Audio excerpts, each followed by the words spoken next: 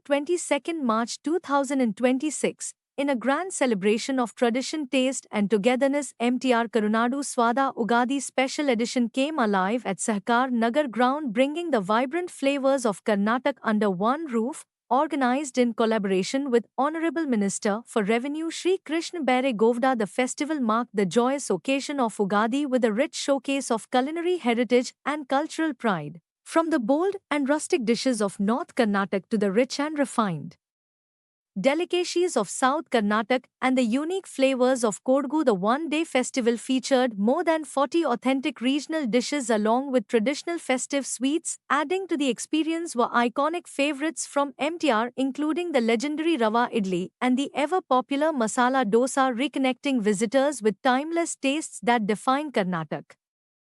The event witnessed an overwhelming response with over 2,200 attendees across the day, turning the venue into a lively hub of food culture and celebration. Speaking on the occasion, Mr. Sunay Bhasin, CEO MTR, shared that Karnataka is where MTR was born, and this initiative is a heartfelt tribute to its roots, bringing back the flavors, traditions, and pride of the land. MTR Karunadu Swada stands as a powerful reminder of the importance of preserving regional cuisine while creating meaningful experiences for today's generation, a perfect blend of food culture and community spirit. This Ugadi celebration truly captured the essence of Karnataka on a plate.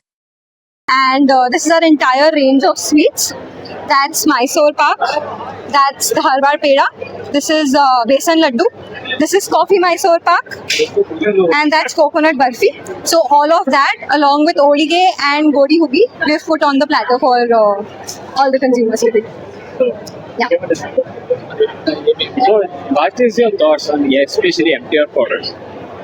Will you describe? Have you tasted earlier, right? So all these products are very connected to the roots in Karnataka, and when these products were developed, it was done considering that. So every product that you have here will have a taste of Karnataka, I think. So that's about all MTR products, not just the ones here. ನಮಸ್ಕಾರ, ಎಲ್ರಿಗೂ ಮೊದಲಿಗೆ ನಾನು ಸ್ವಾಗತವನ್ನು ಬಯಸ್ತಾ ಇದ್ದೇನೆ. So ಇವತ್ತು ಇಲ್ಲಿ ಕೃಷ್ಣೇಗೌಡರ ಒಂದು ಕ್ಷೇತ್ರದಲ್ಲಿ ಯುಗಾದಿ ವಸಂತ ಸಂಭ್ರಮ ನಡೀತಾ ಇದೆ.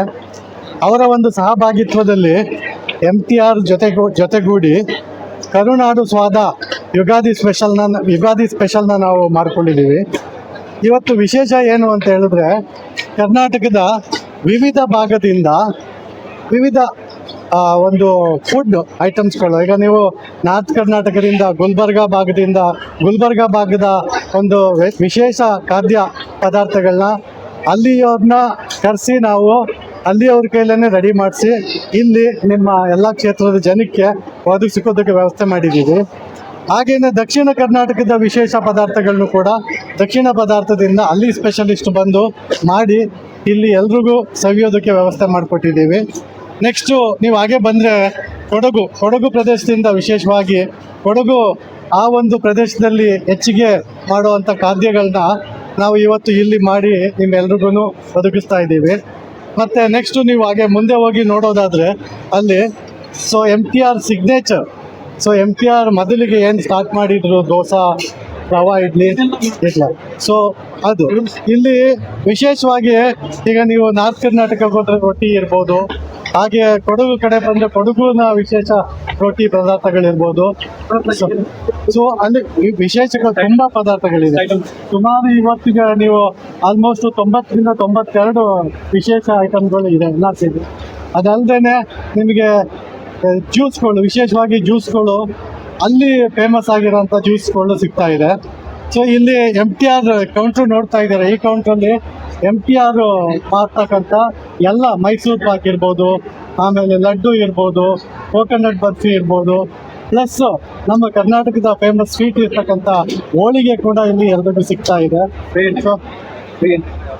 ಸೊ ಇಲ್ಲಿ ನಾವು ಒಂದು ಮಿನಿಮಮ್ ಏನು ಅಮೌಂಟ್ ಇದೆ ಅದನ್ನಷ್ಟನ್ನು ಮಾತ್ರ ಚಾರ್ಜ್ ಮಾಡ್ತಾ ಇದ್ದೀವಿ.